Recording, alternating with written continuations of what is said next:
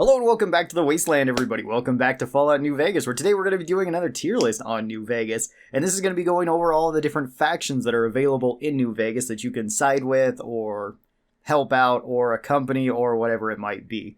So let's go over each of these. This isn't going to be including DLC factions. Maybe I'll do that in a separate video if you guys would like to see that. And maybe if you guys would like to see more videos like this, I could of course do all of the factions throughout the Fallout games. I think that could be really cool too. But we do have our tiers here, and the tiers are set up a little bit differently. At the very top, we have Godlike tier. Godlike faction deserves a Godlike tier. Then we have the Epic tier just below that. Not quite as cool as the Godlike, but still pretty cool. We got the Rad tier, definitely deserving of being in the Wasteland. We have Wasteland Worthy. These are anybody that's kind of not really a major faction, but definitely fits in the Wasteland. And then we have the Vault Rejects down at the bottom. Anybody that would just get kicked out of a vault and probably die very quickly out in the Wasteland in Fallout. So let's begin. Our very first faction here is the Vault 34 faction. And the Vault 34 faction isn't really a faction. It's made up of a bunch of ghouls. You can go to Vault 34, and it is a pretty cool location to go to. It has one of the best weapons in the game in it with All-American. You do have to get all the way through the entire vault, though, to get down there. Or you have to go in with like 100 lockpicking if you want to get it. It also has access to the pulse gun, which is another unique weapon. Unless, again, you have 100 lockpicking, in which case you can get it. So there is 2 unique weapons in this, which is pretty cool. There isn't really a whole lot of story to Vault 34. You just will have to read it on terminals, which is okay. The story to it is fine. Basically, everybody stayed in the vault, and then everybody became ghouls because of all the radiation that was leaking in. And now you're stuck with everybody being ghouls down there. The vault is very creepy. It's a very cool place. The faction itself doesn't really have too much to do with the Wasteland, but I still think that these guys are Wasteland worthy because the area is really cool. You do have to kind of fight your way through some golden geckos first, which can be kind of rough, especially if you want to rush there early on. Then you have to fight your way through all the vault security. You can get the vault security armor here too, which is the best light armor, or at least the strongest light armor in the base game. It does get outcompeted with some of the other DLC armors. And if you're looking for light armor that has bonus effects, you can also do better than this. But this does have the highest damage threshold on it, which is pretty cool. I think it has 16, and then it weighs 15. So it's kind of heavy for light armor, but not super heavy compared to other armors, and it does protect you a good amount. So sometimes you might just want to rush there and grab that. You don't even have to go very far down into the vault to actually get a set of armor like this. Then you can fix it up once you have like jury rigging with other light armors or clothing. You could also just go to vendors and have that fixed up too. And then again, if you do want to go to the very bottom of this and get All-American, that is an extremely strong gun. It's a very strong gun for any guns build. It's probably one of the best weapons if you're going for a VATS build, though. If you want to build for VATS, All-American might be the gun for you. Then up next, we have a really big hitter here, which is Caesar's Legion. And Caesar's Legion is a pretty interesting faction. They are one of the 4 major factions in the game, one of the 4 factions that you can side with for an ending on the game. And Caesar's Legion is from Arizona, sort of. Caesar himself is from Utah, and then he became the leader of multiple tribes that then became Caesar's Legion. So Caesar's Legion is structured similar to the Roman Empire, where you have the different soldiers, with Caesar being the top leader. And this one does have some really, really cool characters. Caesar himself is a pretty cool character and a very interesting character. So you do have him, even though by the time you're meeting him, he's kind of going insane and has his brain issues. So there's a problem with that. You have the Legate, who is just really cool looking, even though he doesn't have too much like actual character to him. He just has a really cool design and a very intimidating presence. So Lanius is really, really cool. His Praetorian Guards are really awesome too. And I guess this could also include some of the other members or former members of Caesar's Legion, like Joshua Graham, who is absolutely my favorite character in any of the Fallout games, and just a really cool character in any video game. And Ulysses, who is another really cool character, who is a courier just like you in the game, but he is no longer with the Legion anymore.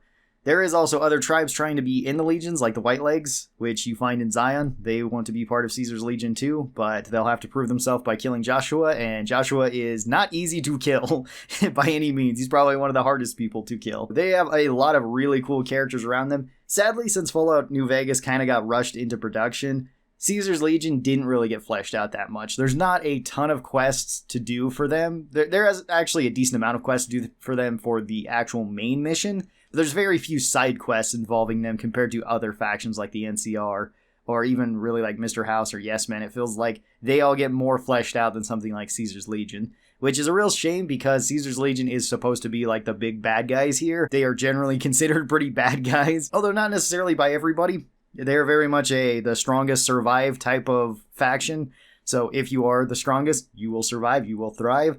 And they do have some things going for them, like having Arizona be a lot more lawful, I guess, than it used to be, where it used to be just a raider paradise, more or less, by the sounds of it.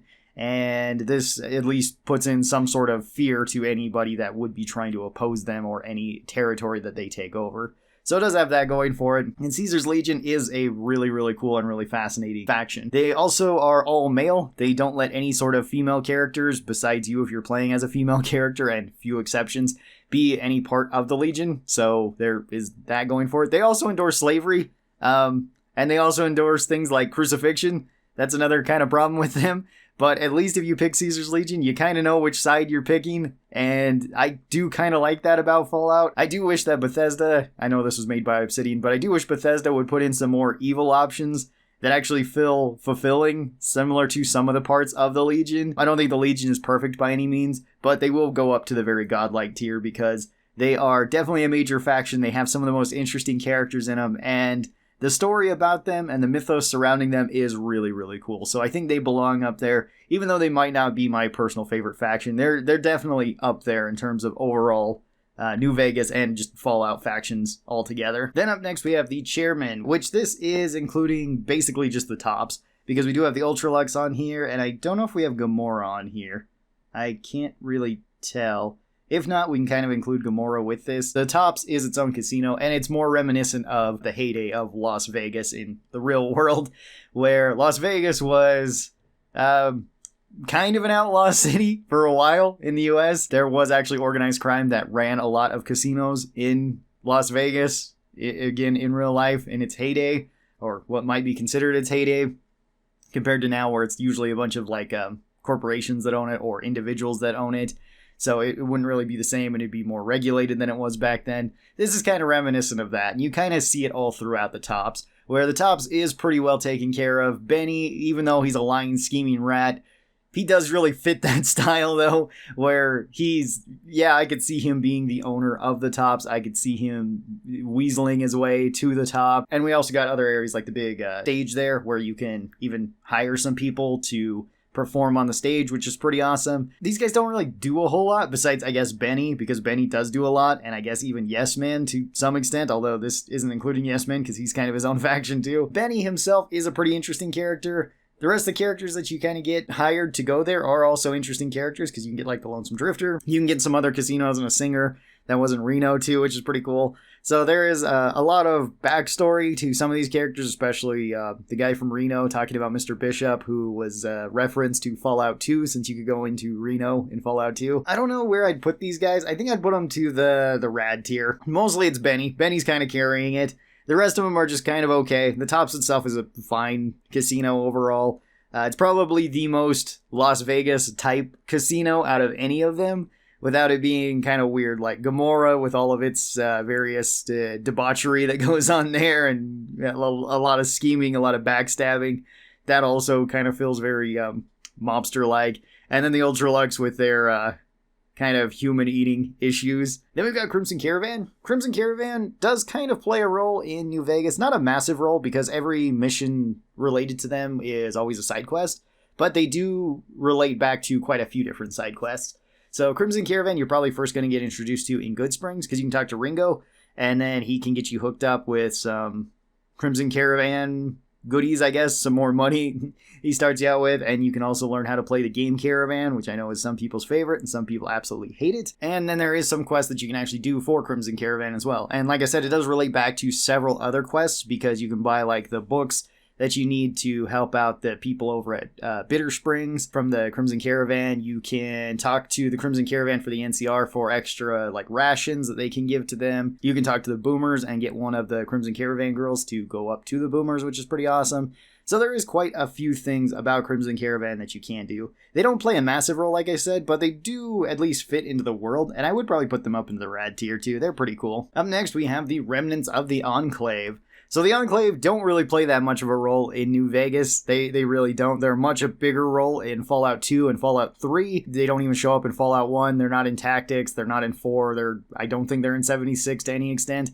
I still haven't played 76, so don't quote me on that.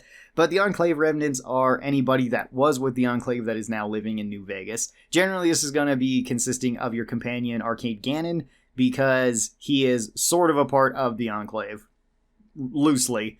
And you have to put together the rest of the remnants so that you can actually get into the vault and get some rewards from that if you want to. Now, Arcane is actually a really good companion. I do like him. His perk is pretty useful, and he is a very interesting character, even though, as some people point out, he's kind of a bit mopey and sometimes an edgelord, which, yeah, I can kind of understand that. Maybe no more of an edgelord than like Boone is. I think Boone has a better reason to be an edgelord. But the Enclave Remnants are actually pretty cool. There's not a whole lot to say about them because they're really only tied to like one quest, and this would be more just talking about Arcade Gannon as a character than anything else, but they are pretty decent, so I'm going to put them up into the rad tier. Then we've got the Fiends. The Fiends are, well, chem fiends that are inhabiting New Vegas. So they have taken over several structures around New Vegas and have just been harassing the NCR nonstop. These are a bunch of raiders that generally really like their chems. So they're more or less a bunch of drug addicts that will go out and attack the military in order to try to steal things. Weirdly enough, they're very well equipped too. For some reason, sometimes they have some of the more interesting weapons, like they can have laser RCWs, they can have plasma rifles. One of their leaders has a chainsaw, another leader has a hunting rifle, another leader has the unique golf club, and their other leader has fire weapons. They are very unorganized though. They basically just want chems and to terrorize people. They have taken up one of the vaults as well, so they are sitting inside that, which is basically their new home. Outside of that, they just kind of raid and pillage everything that they can. They attack people on sight. There's not a whole lot of story to go with the Fiends. Most of your story surrounding them is to just kind of kill them. And none of their leaders are all that interesting, although they are kind of all deplorable in their own way, at least for the most part. One of them's a sniper who likes to pick off people. One of them likes to, well, crush people's skulls with the golf club that they have. The leader, it seems to be very heartless towards basically anything. That's not like the Great Khans who's giving them chems. And the one who likes fire, I can't really say the things that he does on YouTube, because that will get this video demonetized. So, they probably all deserve to die. That is something that I would agree with the NCR on. They all kind of deserve to die there. And it would be just a net benefit for everybody, besides basically the Great Khans. They're about the only ones that would not do well with this. I guess the Caesar's Legion would be kind of okay with it, but Caesar's Legion is just planning on butchering them anyway after they beat the NCR. So I think the Fiends are our very first vault rejects that go down there. Not that I hate the Fiends or anything. It's just that they fit there the most. Well, you know what? They fit into Wasteland worthy. They fit in the Wasteland really, really well. They're not one of the strongest factions, but they definitely fit into the world of New Vegas. And, you know, picking them off, taking their heads is pretty satisfying each time, even if you don't plan on siding with the NCR. Then we've got Mr. House. Mr. House is basically his own faction who owns the Securitrons and more or less owns New Vegas, or at least he thinks that he owns New Vegas. He definitely has the muscle thanks to the Securitrons. Mr. House has been around since before the Great War. He has sort of cryogenically frozen himself, or he's hooked himself up to some sort of life support system. I'm not exactly sure what it is. He is supposed to be modeled after Howard Hughes, which he definitely fits. There's also a reference to him being like Andrew Ryan from the BioShock series, which also really fits. There's even an achievement for killing him, the same way Andrew Ryan dies in BioShock, so that is really cool.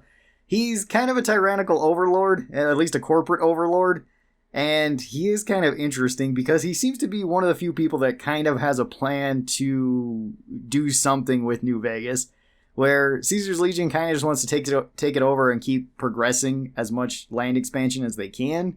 NCR wants to take it over so that they can potentially make the thing safer and expand their own ranks. Mr. House wants to take over the dam so that he can have all the power to himself and make New Vegas its own isolated state, its own powerhouse in the wasteland. And that does make Mr. House pretty interesting. He's very snarky, he's very full of himself, he can be a bit annoying, but I do really like Mr. House, and he does fit really, really well into the wasteland. He's either in the epic tier or he's in the godlike tier. Main reason why I hesitate putting him into the godlike tier with Caesar's Legion is because it's just Mr. House and it's just his quests. And I guess it's just the Securitrons too. So there's not a whole lot to really talk about with him. He wants to take over New Vegas. You understand that. He was the one that you were supposed to be delivering the platinum chip to. He can potentially make New Vegas a safe place, but he's definitely going to take it over like a corporate overlord and then probably take over the rest of the casinos and the rest of New Vegas and just try to have them all on his side. That's not necessarily a bad thing. It's definitely a thing that he's going to be doing and pushing everybody out. I don't know. Maybe I'd put him into like the epic tier though, just because it is only him and we don't have the expansion of all the other characters like we do with the Legion, where we've got people like Joshua, we've got Ulysses, we've got Caesar, we've got Lanius. So there's a lot to talk about there. I think I'll keep him in epic for right now, but I might move him up to godlike by the end of this because he is a really cool faction himself. Then we've got the NCR, the New California Republic. These guys came over from California to try to take over New Vegas, sort of. They have actually kind of been requested to be there. They are combined with the Rangers as well, so there is basically like two factions within the NCR by itself. There's actually multiple sub-factions within there because you also have like the sniper unit. You've got some of the spies, all sorts of things that would kind of come with what you'd expect for a military. These guys have modeled themselves after the U.S. military, so they kind of follow that same structure where you do have a president at the top and then you kind of have like your generals and everybody else below that, officers, soldiers, sergeants, whatever it might be. These guys have been spread out pretty all over the place throughout New Vegas. They are probably the largest faction out of any of the factions in the game because there is just tons of people in California that are coming over. Unfortunately, that doesn't necessarily mean that you have the best soldiers because a lot of them are fairly incompetent. There's a lot of issues that are going on with the NCR as we find out where like they can't take back things that have been taken over by the Powder Gangers because reasons. They struggle against the Fiends, who are just a bunch of chemmed up raiders. They struggle against Caesar's Legion, who are technologically not as advanced as them in a lot of ways, which is kind of strange. The Ranger faction of them is smaller and a lot more competent, but they don't show up very much throughout the game. You're mostly dealing with the soldier side, the military side of this, and less with the Ranger side of the NCR. NCR still has quite a few interesting characters along with it, though, and it does have probably the most fleshed out stuff to do in New Vegas. They definitely fleshed out NCR a lot. There's tons of missions that you can do for them, including everything from just the common soldiers to officers to the different Ranger factions that you can talk to, and even up to the president and some of the generals that you'll be working with if you want to side with them. So NCR actually has a lot of stuff going on with them, and I would probably put them up into the godlike tier because they are probably the most fleshed out faction that you get to do the most with. They don't have as cool characters as Caesar's Legion though, so there's that going against them because there is no Joshua Graham, there is no Leggett, there is no Ulysses that's with NCR. NCR has a couple of people in it that are kind of interesting, and of course the Ranger veterans are really, really cool, but that's kind of it for them. Also, NCR doesn't even necessarily want to be in New Vegas a lot of the time because basically they're getting taxed like crazy from Mr. House and the other factions, so they're losing a bunch of money, they're getting raided a lot, they're sending out tons and tons of people to just try to take this dam, and they've already taken it once, but just barely, and with the second war coming up, it's pretty rough. Up next we have the Followers of the Apocalypse. The Followers of the Apocalypse are probably the most good guys out of anybody in the Wasteland. The Followers are just a bunch of doctors, usually doctors and scientists, and of course medics, nurses, stuff like that, that just want to help out people. And that's it. That's all they want to do. They want to help out as many people as possible, and they want to make life as easy, or at least as least painful as possible, to everybody in the Wasteland. And that is a pretty noble goal. That's actually probably something that everybody really likes about the Followers. They do have some really cool characters like Julia. Julia is awesome. You find her in Freeside, and you can do quite a few different side quests for her. You can also just get your reputation up with them super fast by just selling them a bunch of drugs, so that's kind of nice. The Followers of the Apocalypse are a fantastic faction. I think they're really well written. I think they're probably one of the best factions in the game overall, just kind of being good people, which you really don't see in Fallout all that much. Most factions are not considered good, and the Followers would be like the one good one that I could point out. So I'm going to put these guys up in the epic tier. Main reason why they don't go up to the godlike tier is that they just don't have as much story as some of the other factions do. They do have some side quests that you can do. You don't have to engage with them at all if you don't want to, though. and they can help you out a little bit. Like getting into their safe house is really easy, and it can get you a lot of equipment early on, so that's pretty awesome. But it's not entirely necessary either, so I'd put them there. Then we've got Freeside. Freeside kind of consists of, well, everybody that exists in Freeside, which Freeside is like the not expensive side of New Vegas. You have to go through Freeside to get into New Vegas if you want to actually get into like the casinos and everything there. So a lot of people that live around here are not very well off. There is some interesting factions that are around there, the Silver Rush, but they're kind of their own faction, so we'll talk about them when we get to them. You also have the Garrett twins, which are interesting characters too, kind of shady, but do at least seem to care about Freeside. You have the Kings there, which again care about Freeside, but they're their own faction, so we'll talk about them then. And then you kind of have everybody else like Mick and Ralph's, who just kind of sell you whatever. They're sort of like pawn shop owners. And you've got all the residents of Freeside, which are, again, generally not very well off people. These are people that usually live on the streets, usually try to attack you for anything that you might have. At least some of the less reputable people sometimes try to sell you drugs and booze and stuff. So it's not really a great place to be stuck in. You don't really want to be there. But Freeside is at least like Wasteland worthy, I would say. I think that they're pretty good. Then we've got the Ghouls at the Repcon facility. So this is led by Jason Bright, who is their leader, and then all the Ghouls that are planning on going to space. They are going to the great beyond.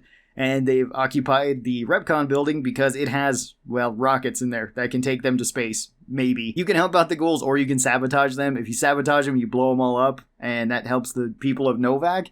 But if you help them, then they can also be launched into space, which also helps the people of Novak. These guys are kind of weird. Jason is really cool just in his voice alone, although kind of misguided. Wanting to launch them into space, I don't think is really going to help them. I don't know. These guys are kind of weird. I'm going to put them probably also into Wasteland worthy because they're just kind of a weird side quest, and that's about it. They are a memorable side quest, though. Then we've got Good Springs. Good Springs is the town that you start out in after you got shot in the head. So you get picked up by Victor, who is a Securitron that's owned by Mr. House, and then you're taken to Doc Mitchell. Doc Mitchell pulls the bullet out of your head and fixes you all up, so that's pretty cool. Good Springs is definitely a memorable start to New Vegas. It's pretty cool that they just kind of toss you into this world. And they give you sort of a tutorial throughout this where you can talk to Sunny and she'll give you all the basics of survival. Doc Mitchell will run down your special stats and your traits and your perks and stuff like that. So you can get yourself set up. There's not a whole lot of quests with Good Springs, but they are pretty good ones because you have the starting quest with Doc Mitchell, you have the tutorial quest with Sunny, and then you can also do the big showdown with Ringo and with Trudy and all of them, as well as that introduces you to the Powder Gangers too, which will be showing up here in a little while. Good Springs, I'd put them probably up into the rad tier. They're pretty nice. They're not super crazy because, again, they don't really have a whole lot of other side quests to do, but they are pretty awesome. Then you've got the residents of New Vegas. And the residents of New Vegas, these guys generally live in the sewers or around New Vegas. These are kind of the people that are in hard times. There's really not a whole lot of quests to do with them or for them, interestingly enough. I guess you could kind of include the Thorn in this, which the Thorn are quite a bit more interesting. But I don't know. This is kind of its own separate thing, and I'm going to put these guys in the Vault Rejects, mostly because you just don't really do a whole lot with them, no matter what side you pick. There's like a couple of side quests that sort of go along with them and a couple areas that you can explore that are kind of interesting, but that's about it. Then we've got the Great Khans up next. Great Khans have been fighting with the NCR for forever. The Great Khans were originally in Fallout 1, I believe. They were definitely in Fallout 2. I can't remember if they're in Fallout 1 as well. But they've been warring with the NCR for a while. They've been existing for quite a while. These guys are kind of interesting too, because they're mostly sort of raiders, but they are more organized than regular raiders, and they at least kind of follow some code. They also make a lot of drugs. That's actually where like the most drugs come from in the Wasteland, is the Great Khans just making them, which I guess isn't really a great thing. Although the drug makers are actually pretty funny to talk to, so they have that going for them. A lot of the members of the Great Khans are actually pretty cool too. They kind of want to join Caesar's Legion, mostly just to fight the NCR, but the Legion doesn't really approve of them that much, so they're planning on killing them off too after they get rid of the NCR. You can actually get these guys on the NCR side, which is pretty awesome too, so you can convince them to fight for NCR. Well, not really fight for NCR, but fight alongside NCR against the Legion just so that they can kind of achieve their own glory. They also have like the best arsenal in the game. Both in terms of their characters just carrying around really cool guns. They also have probably like the best armor in the game, where you can just go there and they will sell you basically any ammo that you could ever want, which actually makes it so certain guns are kind of viable, because otherwise it can be sort of a pain to find certain ammo types just because nobody else is selling them. Like 22 rounds, basically only the Great Khans are selling them for some reason. With the story and everything, I think I'd put the Great Khans up into the epic tier. They're pretty cool. They're not quite the godlike tier, but they are pretty cool. Then we've got Gunrunners. Gunrunners kind of just exist to sell you a bunch of guns. There are some side quests for them, but not very many. There is no real talk to the Gunrunners besides the guy out in front, like Isaac, and the Securitron. Good thing about the Gunrunners is if you kill absolutely every other vendor that might be selling epic weapons or rare weapons, the Gunrunners will have them, so you can buy them back. You can't kill the Gunrunners, so you're always going to have a vendor to buy from. But that's kind of like their main purpose. So like Gunrunners I'm going to put up into the rad tier, but they're kind of at the bottom of it because they're cool, but they don't really do a whole lot. And then we've got the various gangs of raiders. These are like the Jackal gangs and a couple other ones.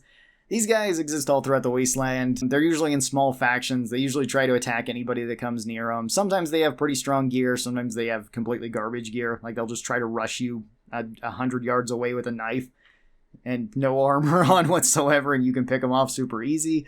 So these guys range from being potentially dangerous if they have like metal armor and let's say a trail carbine, because there is at least one that has that, and he's kind of scary.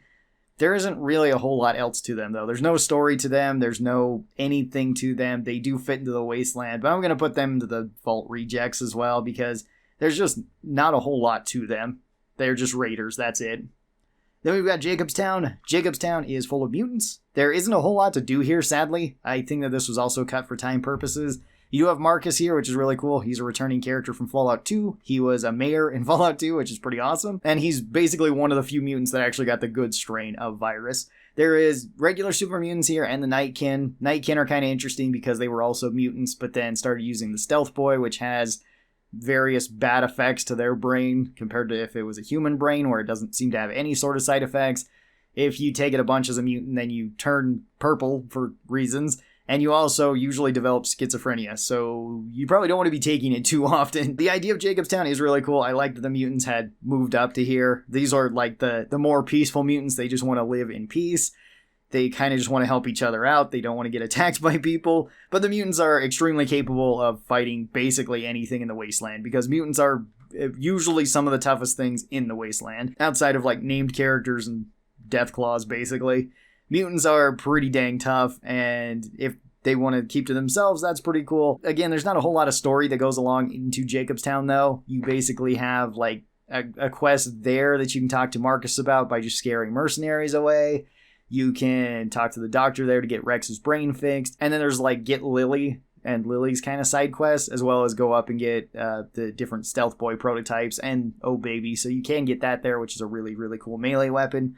But there's just sadly not a whole lot of stuff going on in Jacobstown, so I'd put it in the Wasteland worthy. I wish there was more. Then we have the Mojave Outpost, which is kind of a weird thing to have here on the faction list, because the Mojave Outpost kind of expands quite a few things. Technically, there are multiple couriers throughout the Wasteland, but you really only find two, I guess. And that's basically yourself and Ulysses, both being couriers that carry things around. This is basically just a mail service. You are a mailman who got shot in the head, and that's how this game starts out. You're trying to figure out who shot you in the head. I'm going to put it in Wasteland worthy, but you don't really interact with the Mojave Outpost besides just sending things throughout the Mojave Outpost, like express P.O. boxes, which you can send to various locations. There's, I think, 5 of them in total in the game. There's one in Good Springs, one in Prim, one in Freeside, one in New Vegas, and then one that is in Novak, and I think that's all of them. Then we got the Brotherhood of Steel, which the Brotherhood of Steel doesn't play a huge role in New Vegas either. Not like they do in Fallout 3 and Fallout 4, and in Fallout Tactics as well. They are a much smaller faction, similar to how they work in Fallout 1 and 2. So the Brotherhood of Steel are a bunch of technophiles that live in the ground.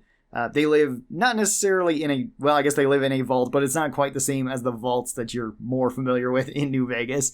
These guys really, really like technology. That's basically all they want, is to hoard all the technology and keep it for themselves so that they can study it and basically make better stuff from it. So these guys usually have the most advanced weapons and the most advanced armor out of anybody in the Wasteland. They like to use energy weapons a lot. They've got laser rifles, plasma rifles, Gauss rifles. They are usually very well stocked. They are one of the only factions that you're going to see using power armor. It's basically them in the Enclave. Not counting junk together power armor like the NCR has. But yeah, they are very tough people, and they are very, very paranoid. If you go and talk to them without talking to Veronica first, they strap an explosive collar to your neck so that they can trust you, I guess. Which otherwise they were just planning on killing you.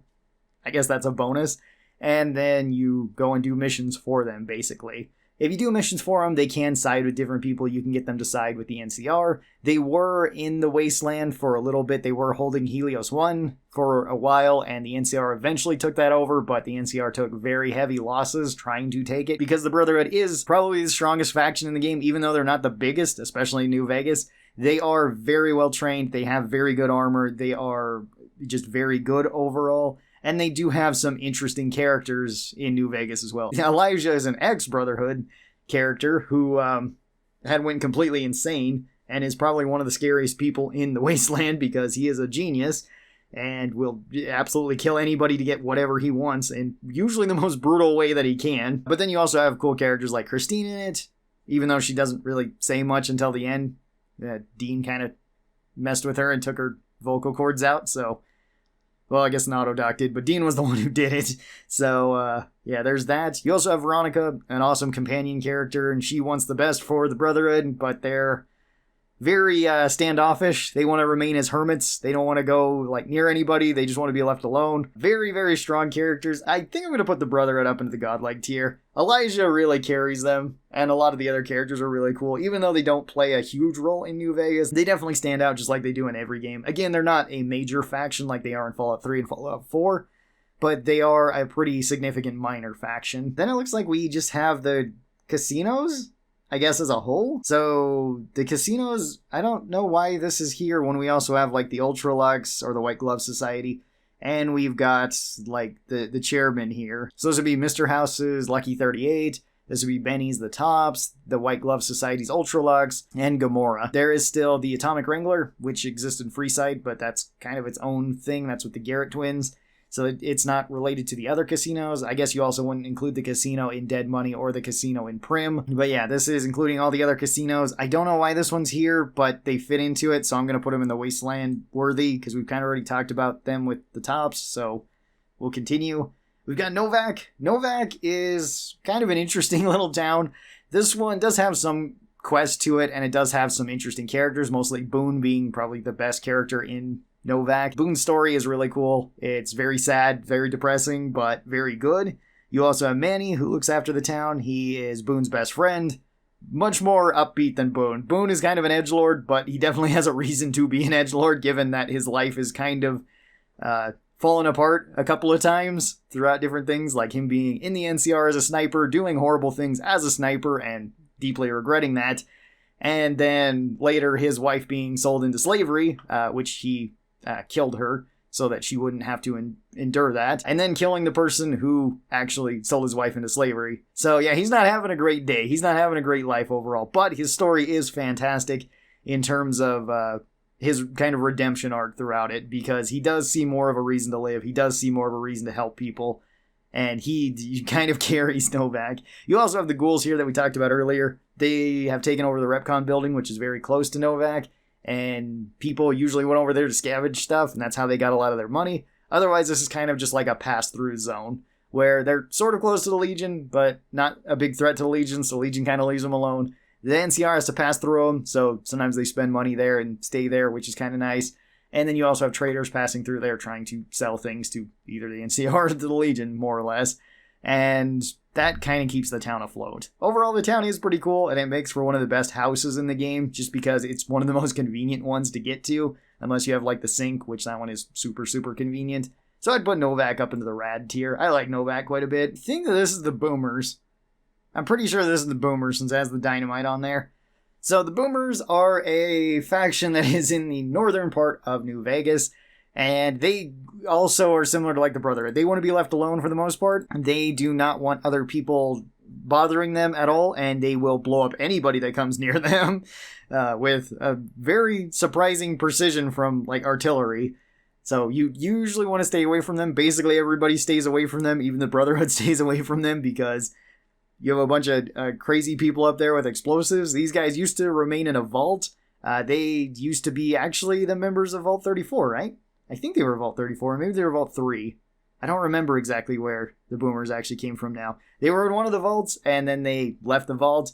They were using explosives primarily to blow up raiders and stuff that would attack them. But sadly, they were losing like one boomer for every 80 raiders that they were killing, so they couldn't sustain that. And then they had to find their own base, which they found the Air Force base and decided to set up shop there and just rain down hellfire on top of anybody that was dumb enough to come near them. So you stay away from the boomers unless you really want to talk to them, because they do actually kind of like outsiders sometimes, so long as you get their trust. You can do quite a few missions for them, and they are an integral part of the Wasteland. So no matter which faction you talk to, you can get them on your side, and you can have them help you out in the final battle of Hoover Dam, which is really cool to have their bomber come by and just drop a bunch of just bombs on everything. They also are fantastic if you want to run there really early on and get a bunch of gear. They have a lot of loot that's very, very good, especially for an explosives build. You can get things like grenade rifles, grenade launchers, missile launchers, a bunch of ammo for all of those things. It really helps out, and there's also even some stuff if you're like running a guns build, because you can also go up there and get Thump, you can get a marksman carbine, you can get assault carbine guaranteed. There's a lot of stuff with the boomers, so boomers are really, really cool, and they do have some pretty interesting characters too that you can kind of help out, so I'm going to put them up into the epic tier. They're pretty awesome. Then we've got the Powder Gangers. The Powder Gangers are probably the first kind of evil faction that you're going to be finding. I would say that they're mostly evil. The Powder Gangers are a bunch of escaped convicts from the NCR. The NCR had these guys basically being free labor, prison labor, to, I guess, reduce their sentences, maybe, or just to use them as free labor, more or less. And then these guys kind of got loose from the NCR. They managed to get a bunch of explosives. They really like their dynamite, and they like their homemade explosives. They are very unorganized. They don't really have much of a leadership. They still hang out in the prison that they were captured from. Some of them have moved on. You can find some in a vault too. And generally, they're not very good people. They usually want to kill anybody that's NCR or bully anybody that is kind of weaker than them. They're kind of scumbags. The people that usually you don't really have a problem killing, and neither does any of the other factions. NCR really doesn't have a problem killing them since they are escaped convicts. Caesar's Legion kind of sees them as just inferior, so they might as well die too. And if you're with somebody like Yesman, then by all means kill whoever you want. I imagine Mr. House does not look highly upon them either, if he looks upon them at all, because he doesn't ever mention them. So Powder Gangers are, I'm going to say, probably one of the weaker factions. They are, I guess, more Wasteland worthy, though, because they do fit in and there is some story with them, and at least they get a proper introduction and some characters. They're more well off than some of these, where it's just like you don't get anything from them. Then we've got Prim. Prim is one of the first towns you're going to go to. This has also been taken over by escaped convicts, which weirdly enough do not count as powder gangers. I imagine that was done just for the faction purposes, so that you wouldn't become like vilified from them from just killing all of the escaped convicts, because they'll attack on sight. Prim has been taken over by these escaped convicts. The NCR is dragging their feet as usual to kind of help them out. You can solve the problem in quite a few different ways. You can take over and then reinstate the NCR as the kind of owners, or annex it to the NCR so that it can be an NCR property. Or you could also set up a sheriff where you can get two different sheriffs. One who is already an escaped convict, sort of, or was convicted. Or you can make Prim Slim, the town robot, actually into the sheriff there. And he'll gun down anybody that comes into town. So Prim is kind of cool. There's not a whole lot of story to go along with it. It's basically just save the things of Prim. You are probably going to go there, though, because it is part of the main story. So it's kind of your first real lead that you're going to. You go there, you talk to the people, you try to help out the town, and then you get a little bit more information about the man who shot you in the head, where then they want you to head further down south so that you can kind of talk to like the NCR and then move up throughout the rest of the Wasteland as you go. So it's kind of a way to get you going. Prim is a pretty cool place, though. I'm going to put it into like rad tier as well. I think it's a pretty memorable place. Then we've got more gang members. We actually have two other things of gang members here. Basically, all these guys are raiders. There is some quest at least to do with these guys, but it's like one quest and that's it. And it's not really much. Usually it's just go there and kill them.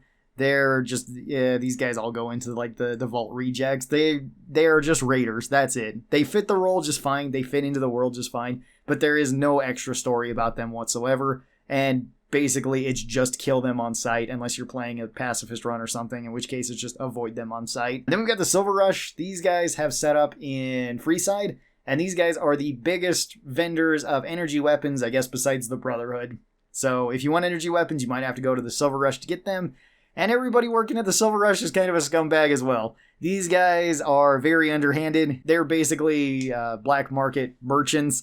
They buy and sell any sort of shady thing. They go out and attack various caravans and just steal anything that they can so they can get more of a profit. The owners of it are terrible people. And they don't really have too much to do in terms of quests overall. Funny enough, you can actually send people in, at least during one of their quests, and one of the guys you send in actually has a bomb vest on him. So, yeah, that kind of solves the problem if you want to get rid of it really quickly.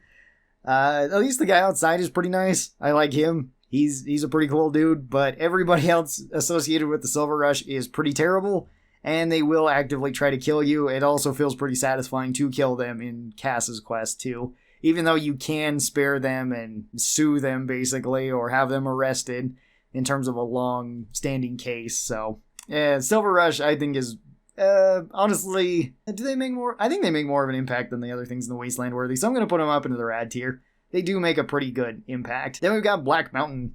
Black Mountain's kind of interesting. Black Mountain's usually one of the more dangerous places to go on the map because there's a bunch of Deathclaws around it, and actually at Black Mountain there's a bunch of super mutants, which are very strong in New Vegas. And this is owned by Tabitha, who is a crazy super mutant that likes to get onto her radio and talk to everybody. Raoul is also there, too, so you can get Raoul, and Raoul is a really cool character.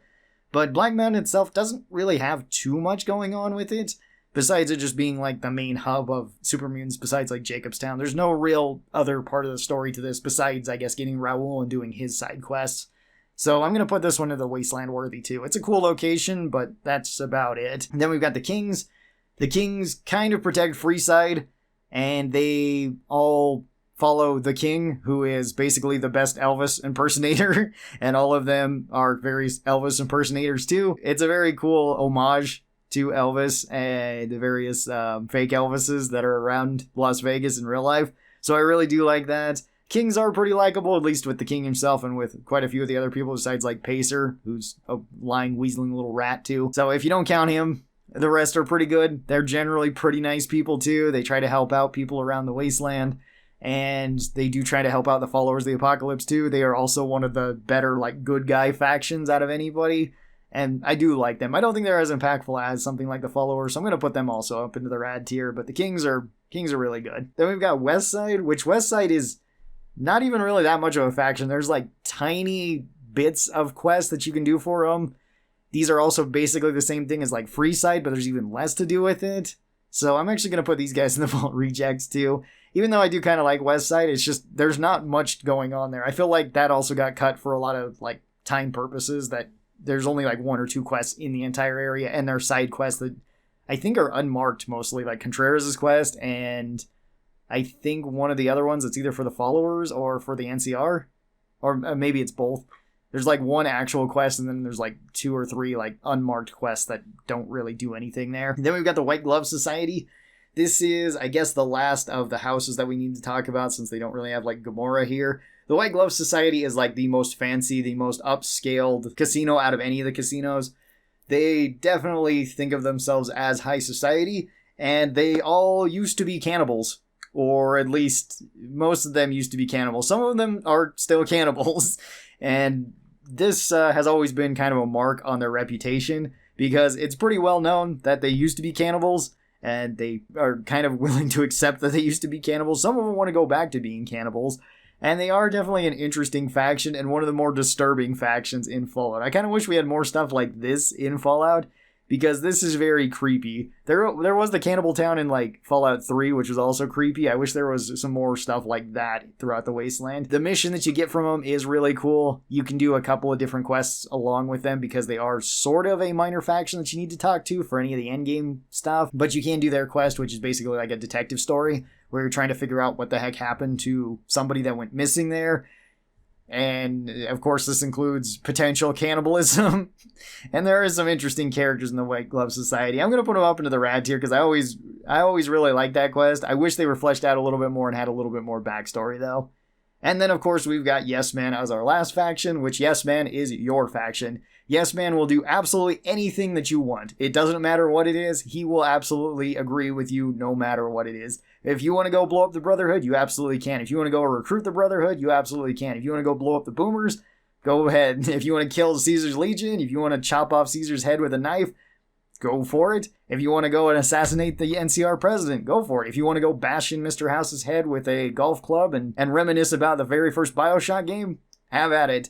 Yesman does not care. Even if you want to kill him, you can kill him as many times as you want. Yesman cannot die. He is functionally immortal, which makes it so you're never locked out of actually picking him as a faction. So if you screw everything up, if you kill Mr. House, if you kill the NCR, if you kill Caesar's Legion, and you don't have high enough speech to kind of get your way out of any of those, besides the Mr. House part, Yesman is always an option there for you. And Yesman is one of the most likable characters in the game. I'm going to put him all the way up into the godlike tier because that's where he belongs. I'm also probably going to move Mr. House up there because Mr. House, I feel, is a bit more important than these other ones. Is there anybody else that I might move up? Maybe I'd move Good Springs up to the epic tier. They are pretty awesome. They help you out quite a bit, and it's a really good start to the game. Yeah, that looks pretty good. I think I would keep the list like this. This would be all of my factions in Fallout New Vegas, and some brief description about each of them. So thank you guys so very much for watching this video. I know this was a longer one, but it was really, really fun to do. If you would like to see me do this with all of the factions throughout the Fallout games, feel free to. I would love to do that. That would be really cool. I still haven't technically played 76, so maybe I should just to get a fill of the factions there. But yeah, thanks everybody for being here. I really do appreciate it, and I hope you guys have a great rest of your day. Tell me your thoughts on these factions down in the comments below, and I'll talk to you next time. Bye-bye, everyone.